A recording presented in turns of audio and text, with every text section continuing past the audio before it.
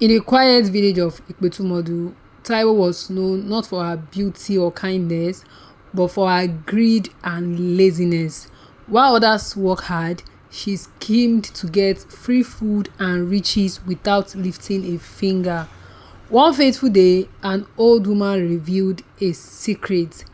Deep in the mysterious Igbo-Olodumare, that is, forest of the spirits, lay a magic pot that never ran out of food. But there was one rule: she must never eat alone. Blinded by greed, Taiwo hoarded the pot's blessings, disobeying the spirit's command. Her punishment: a terrifying transformation that left her unable to move. Now she must embark on a journey to undo the curse and learn the value of hard work and generosity before it's too late. Will Taiwo break free from the spirit world, or will her greed be her downfall? Watch this captivating African folktale to find out. So, our story begins in the heart of Ipetumodu, a peaceful village in Osun State. Lived a woman named Taiwo. She was known far and wide, not for her kindness, not for her hard work, but for two terrible traits: greed and laziness. While the women of the village woke up early to go to the farm, weave baskets, or sell food in the market, Taiwo preferred to sleep until midday. When she finally woke up, her first thought was always food, but not the food she worked for. She wanted to eat, but she never wanted to cook. She wanted money, but she never wanted to work. Taiwo's husband, Baba Tope, was a hard-working farmer. He tilled the ground, planted yams, and harvested vegetables.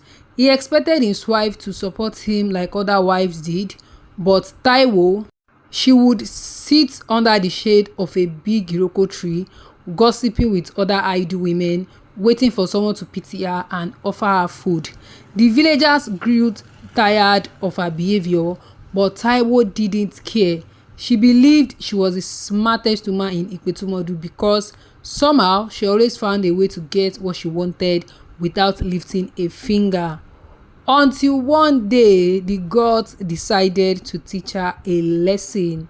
One evening, as Taiwo strolled through the village looking for free food, she saw an old woman sitting by the roadside, her hand trembling as she held a small clay bowl. "My daughter, please help me. I have not eaten since morning," the old woman pleaded.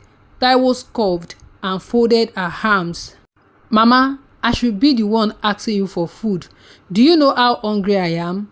The old woman shook her head. "Ha, Taiwo, your hunger will never end because your greed is greater than your need. But beware, your greed will one day lead you to ruin." Taiwo burst into laughter. "Mama, stop talking in riddles. Just tell me where I can get free food and stop all this prophecy talk." The old woman sighed and pointed to the forest beyond the village. "If you truly want wealth and food without working, go to the sacred Igbo-Olodumare, that is the forest of the spirit. There, under the tallest tree, you will find what you seek." Taiwo's eyes sparkled with excitement. The forest, everyone in Ipetumodu feared it. They believed powerful spirits lived there. But Taiwo, driven by greed, decided that if the forest held riches, then she would be the first to claim it. She thanked the old woman half-heartedly and hurried home, her mind racing with thoughts of endless food and wealth. The next morning, while Baba Tope went to the farm, Taiwo sneaked out of the village and headed toward the forest. The deeper she went, the quieter the world became. The wind whispered through the trees, and strange birds with glowing eyes watched her from the branches. Finally, she reached the tallest tree, just as the old woman had said, and beneath it she saw something extraordinary: a giant clay pot filled with food, steaming hot pounded yam, rich egusi soup, fried fish, goat's meat, more food than she has ever seen in her life. Taiwo's stomach growled. Without thinking, she grabbed a piece of meat and shoved it into her mouth. Then she heard a deep voice. "You have eating from the pot of the spirit. Now you must obey our rules. Taiwo froze. The tree above her shook, and from the shadows a tall spirit with a golden crown stepped forward. This pot will always be full. You will never go hungry again. But you must promise one thing. You must never eat from the pot alone. You must share it with others. Taiwo smiled sweetly. Of course, great spirit, I will share. But in her heart, she had no intention of sharing. Taiwo returned to the village carrying the magic pot. She told the people she had worked hard to get food from a distant land. That evening, when her husband came home, she served him a feast, one that shocked him. Taiwo, how did you afford all this? Baba Tope asked. Taiwo lied. Oh, my dear husband, I have learned how to cook better. Now eat. For days, Taiwo kept her secret. She locked herself in the hut, eating and eating while her neighbors struggled. The spirit warning echoed in her mind, you must never eat alone. But she didn't care. Then something strange started happening. Taiwo's belly grew bigger, not like a pregnant woman, but round, bloated, unnatural. At first, she ignored it until one morning she woke up and couldn't move. Her stomach had become so big that she couldn't leave her bed. Baba Tope called the village healer, Iyalagbo, who examined Taiwo and shook her head. Taiwo, this is not an ordinary sickness. You have been cursed by the spirit. The villagers gathered, murmuring, Ah, we warned her, greedy woman. Taiwo wept. She had everything, yet she wanted more. Now she could do nothing but suffer.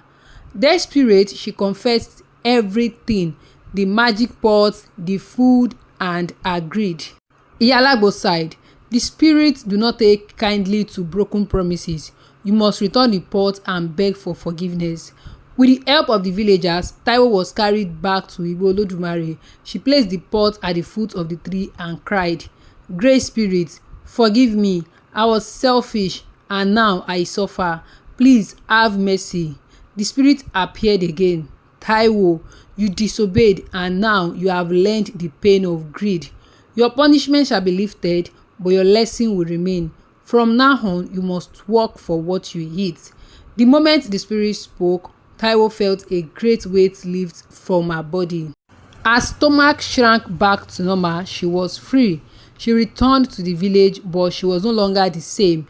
From that day, Taiwo worked harder than anyone. She farmed, she traded, she helped others. And as she toiled under the sun, she realized something. Happiness is not in taking from others, but in earning your own share. So the moral of this story, greed leads to destruction. Hard work is the only true path to success. Selfishness will always be punished, and true wealth comes from sharing, not holding. And so Taiwo's name became a lesson for generations to come, a reminder that no one can escape the consequences of greed and laziness. And that, my dear listeners, is the story of Taiwo, the greedy and lazy woman. What do you think about her actions? Do you believe she truly learned her lessons? Let's hear your thoughts in the comments. If you enjoyed this story, don't forget to like, share and subscribe to this channel for more exciting African folk tales. Hit the notification bell so you never miss a new upload. Thank you for watching, and remember, hard work and kindness always pay off. See you in the next story.